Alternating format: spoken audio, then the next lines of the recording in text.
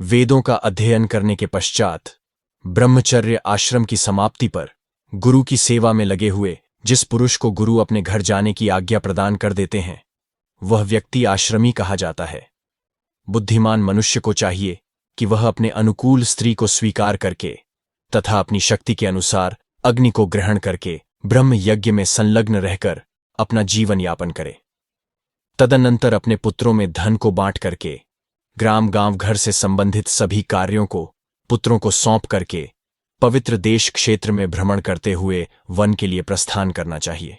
सन्यासी को वायु अथवा जल सेवन करके अथवा विहित शास्त्रानुमोदित कंदमूल आदि से सतत अपने शरीर की रक्षा करनी चाहिए। साथ ही संसार को शरीर तक सीमित मानकर मोह ममतावश अनुपात नहीं करना चाहिए। परंतु इतने सामान्य से कर्म के करने मात्र से कोई भी व्यक्ति सन्यासी नहीं कहा जा सकता है।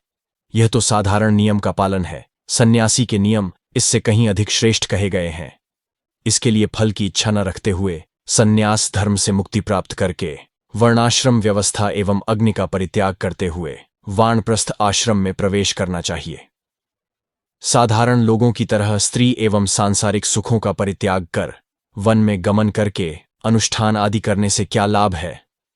अथवा गर्भवास के भय से, ठंडी गर्मी, सुख दुख आदि से भयभीत हुआ मनुष्य सांसारिक भोगों का त्याग क्यों करता है? इस प्रकार के कृत्य करने का कारण यही है कि वह सन्यासी उस गूढ़ परम पद में प्रविष्ट होने की इच्छा रखा है।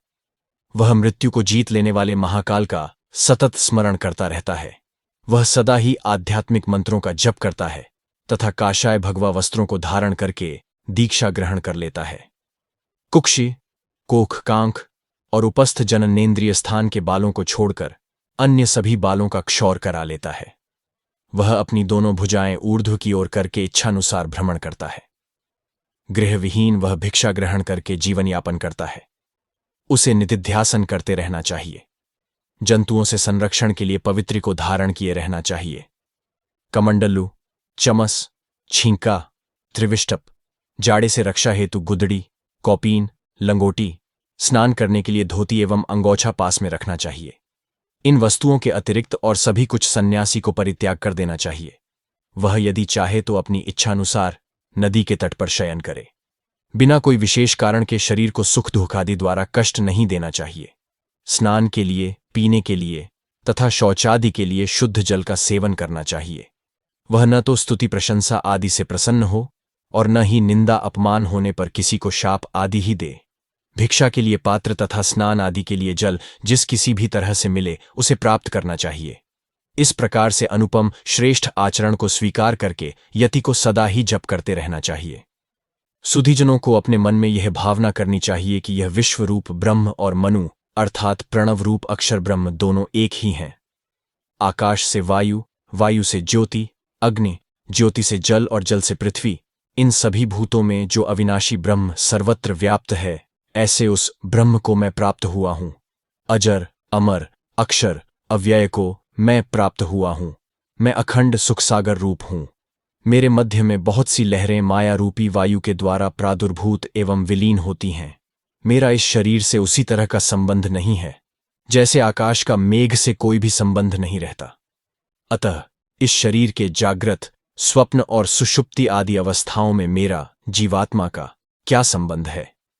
मैं जीवात्मा आकाश की भांति कल्पना से परे अर्थात ऊपर हूं। सूर्य के सदृश अन्य सुनहले आकर्षक पदार्थों से पृथक हूं। पर्वत की तरह सतत स्थिर रहता हूं तथा समुद्र की तरह अपार हूं। मैं ही नारायण हूं। नरकांतक, नरकासुर का वध करने वाले, पुरांतक, त्रिपुरासुर का वध करने वाले, पुरुष तथा ईश्वर भी मैं ही हूं। मैं ही अखंड बोध स्वरूप, समस्त प्राणियों का साक्षी, ईश्वर रहित, मेरे ऊपर नियंत्रण करने वाला कोई नहीं, अहंकार रहित तथा ममता रहित हूं। अब प्राण एवं अपान के अभ्यास के विषय में वर्णन करते हैं। वृषण तथा गुदा के बीच में दोनों हाथों को रखे। दांतों से जिह्वा को शनैः शनैः दबाते हुए एक जौ के बराबर बाहर निकाले। माश मात्र उड़द के बराबर लक्ष्य को अनुसंधान करके दृष्टि को श्रोत्र और पृथ्वी पर स्थिर करे, जिससे श्रवण, शब्द और नासिका में गंध न स्थापित हो सके। आगे के मंत्र कृ0, 20, 21, 22 में सभी तन्मात्राओं को रुद्ध करके हृदय के तप से उत्पन्न नाद के माध्यम से आत्मचेतना को ब्राह्मी चेतना के साथ संयुक्त करने की साधना का संकेत है। उसके लिए देहस्थ सभी तन्मात्राओं को संयमित करने की स्वानुभूत प्रक्रिया का संकेत आर्षि ने मंत्र कृ 18-19 में किया है। इसमें स्थूल और सूक्ष्म क्रियाओं का संयोग है। शब्द, स्पर्श, रूप, रस, गंध, इन पांचों तन्मात्राओं को बाहरी संवेदना से असंबद्ध करके ही अंतः अनुभूति में उतरा जा सकता है। ध्यान में नेत्र बंद करने से अग्नि की तन्मात्रा रूप के बाह्य संकेत बद्ध हो जाते हैं। मंत्र 18 के अनुसार संयम, धारणा, ध्यान, समाधि से स्पर्श एवं रस की तन्मात्राएं अंतर्मुखी होती हैं। मंत्र 19 में पृथ्वी और श्रोत्र पर दृष्टि स्थिर करने के लिए उड़द के बराबर लक्ष्य का अनुसंधान करने को कहा गया है। वह बिंदु कहीं नासिका मूल और कर्णमूलों के मध्य मस्तिष्क में ही हो सकता है, जहां गंध और शब्द का अनुभव करने वाले संवेदन कोश सैसिग सेल स्थित हों।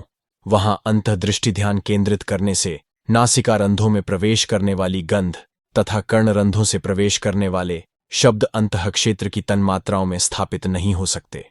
इस प्रकार बहिर्जगत से सभी तन्मात्राओं को असंबद्ध करके ही अंतःस्थिति ब्राह्मी चेतना की प्रभावी अनुभूति संभव होती है। जो ब्रह्म का चिंतन करता है वही स्वयं ब्रह्म रूप हो जाता है तथा वही शिव है।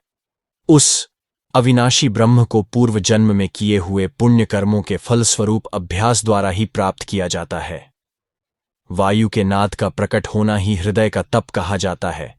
वह शरीर को भेद कर ऊर्ध्व की ओर गमन करता हुआ मूर्धा को प्राप्त कर लेता है। सामान्य जीवन में पृथ्वी तत्व के संचरण से गंध उत्पन्न होती है। गंध की अनुभूति से जल रस सक्रिय होकर स्वाद को उत्तेजना मिलती है। रस की उत्तेजना से अग्नि जठराग्नि में तीव्रता आती है। अग्नि की तीव्रता से शरीरस्थ वायु प्राण की संचरण प्रक्रिया तीव्र होती है। प्राण की गतिशीलता से विविध सांसारिक सुखोभोगों की क्षमता का विकास होता है। योगस्थ स्थिति में तन्मात्राओं को रुद्ध कर दो, बाह्य सुखानुभूति परक उनकी सक्रियता को घटाकर अंतः आनंद की ओर उन्हें उन्मुख किया जाता है। ऐसी स्थिति शरीरस्थ वायु प्राण के गतिशील होने पर अक्षर अनाहत नाद की अनुभूति होती है। यह नाद मूर्धास्थित सहस्त्रार एवं ब्रह्मरंध्र को सक्रिय करके परमगति का मार्ग खोलने में समर्थ होता है। अपने इस शरीर में मूर्धा को प्राप्त कर लेना ही परमगति कहा गया है। जो मनुष्य इस गति को प्राप्त कर लेते हैं वे ब्रह्मज्ञानी जन आवागमन के चक्र से मुक्त हो जाते हैं। विकार रहित और उदासीन भावयुक्त साक्षी को साक्ष्य धर्म वैसे ही स्पर्श नहीं कर सकता जिस प्रकार गृह धर्म प्रज्वलित दीप पर कोई भी प्रभाव नहीं डाल सकता।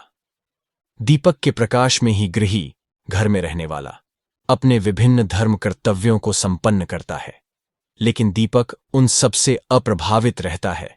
उसी प्रकार योगी की चेतना उसकी काया द्वारा विविध कर्म किए जाने की स्थिति तो पैदा करती है, लेकिन स्वयं उससे अप्रभावित रहती है। यह जड़ात्मक शरीर चाहे जलराशि में पड़ा रहे अथवा स्थल अर्थात जल से रहित भूमि पर पड़ा रहे, मैं जीवात्मा जो स्वयं चैतन्य रूप हूं, इस कारण से उसमें लिप्त नहीं हो सकता। जैसे घड़े के कारण घटाकाश में किसी भी तरह की विकृति नहीं आने पाती, मैं तो निष्क्रिय, विकार रहित, निष्कल, आकृति रहित, निर्विकल्प, अनित्य, निरालंब, अद्वैत, सर्वात्मा, सर्वातीत एवं द्वय रहित हूं। मैं केवल अखंड बोध स्वरूप हूं तथा निरंतर स्वयं आनंदमय हूं।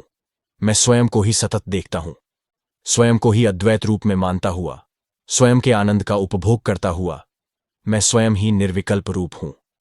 सतत चला हुआ, रुका हुआ, बैठा हुआ, सोता हुआ या कुछ भी करता हुआ, वह विद्वान मुनि रूप आत्मा अपने में ही संतुष्ट हुआ अपनी इच्छानुसार जीवन यापन करे। ऐसी ही यह उपनिषद है। ओम आप्यायन्तु इति शांतिः इति कुंडिकोपनिषद समाप्ता। ओम।